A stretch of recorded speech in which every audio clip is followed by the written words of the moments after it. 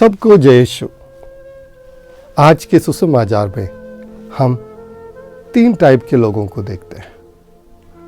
एक है भीड़, दूसरा है शास्त्री लोग, तीसरा है यीशु के संबंधी यानी यीशु के फैमिली मेंबर्स।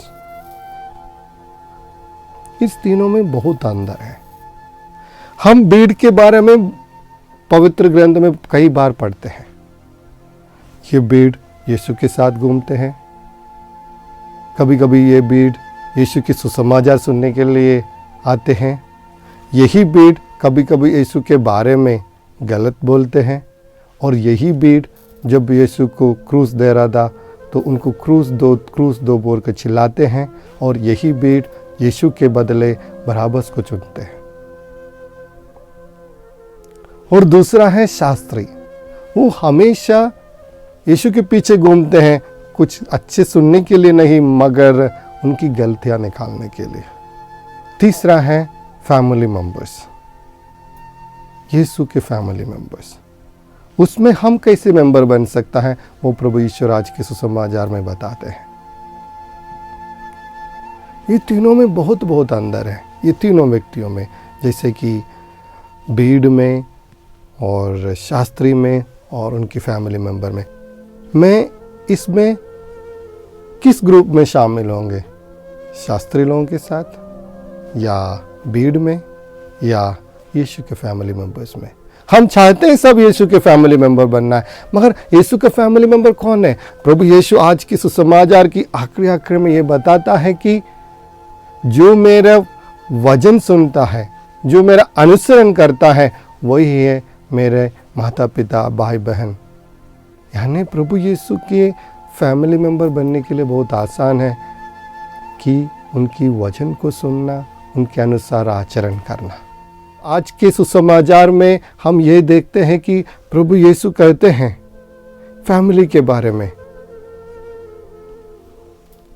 एक दृष्टांत देते हैं। जब शास्त्री लोग ये कहते हैं कि प्रभु यीशु शैतान के शक्ति से ही शैतान को निकालते हैं, तो प्रभु कहते हैं अगर एक राज में फूट पड़ा तो वो राज नहीं टिक सकते। वैसे ही अगर एक घर में फूट है तो वो घर भी नहीं टिक सकते। ये हमें बहुत जल्दी समझ में आएगा, क्योंकि कभी कभी हमारा घर भी ऐसे ही है। जब हमारे घर में भिन्नता होता है, जब पति का बात पत्नी नहीं समझ पाते, जब पत्नी की बात पति नहीं समझ पाते, जब माता पिता के बात बच्चे नहीं समझ पाते, जब बच्चे के बात माता पिता नहीं समझ पाते, ये फूट आ जाता है और अपना घर टूट जाता है। अक्सर हम देखते हैं आजकल की दुनिया में। क्यों?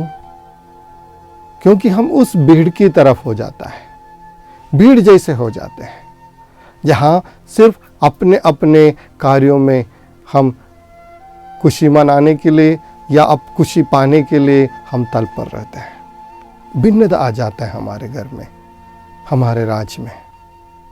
इसलिए प्रभु यीशु कहते हैं अगर तुम्हारा घर और तुम्हारा राज एक बलशाली व्यक्ति हो तो वहां चोर नहीं घुस सकते और ये भिन्नता नहीं ला सकते। ये भिन्नता क्या है? देखो, हम सब के अंदर प्रभु ईश्वर निवास करते हैं। हम बोलते भी हैं जो आत्मा हमारे अंदर है वो ईश्वर का आत्मा है। हम विश्वास भी करता है, मगर जब हम पाप करते हैं, हम हमारे मन के अंदर को वो शैतान को स्वागत करते हैं। और ये शैतान और ईश्वरदा ये दोनों एक साथ नहीं रह सकता।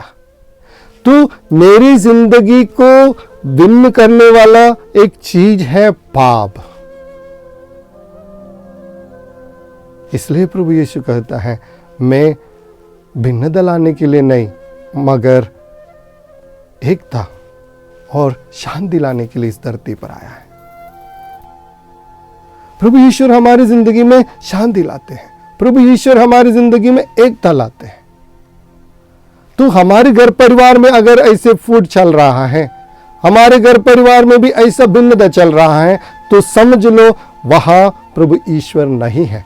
तो हमको उस यीशु को लाना है, क्योंकि यीशु ये कहते हैं, आज की सुसमाचार द्वारा कहता है, क्योंकि अगर उनकी रखवाला करने वाला शक्तिशाली है तो वहां और कोई चोर नहीं घुस सकता, यानी ये पाप नहीं घुस सकता। तो हमको हमारी रखवाला प्रभु यीशु बनाना है, प्रभु यीशु को हमारी रखवाला बनाना है, ताकि हमारा जिंदगी और हमारे परिवार में वो फूट ना पड़े।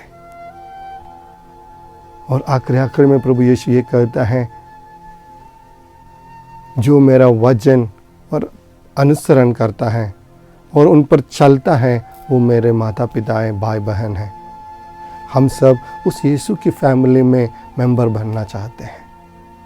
तो ईश्वर का वचन सुने, उसके अनुसार अपने ज़िंदगी चलाएं, ताकि हमारा रखवाला प्रभु यीशु की संरक्षण में हम हमेशा खुशी रहें और हमारा घर परिवार एकता में रहें। उसके लिए हम इस मिस्सा बलिदान में आज के दिन हम प्रार्थना करते हैं, पिता, पुत्र और पवित्र आत्मा के नाम पर। आमीन।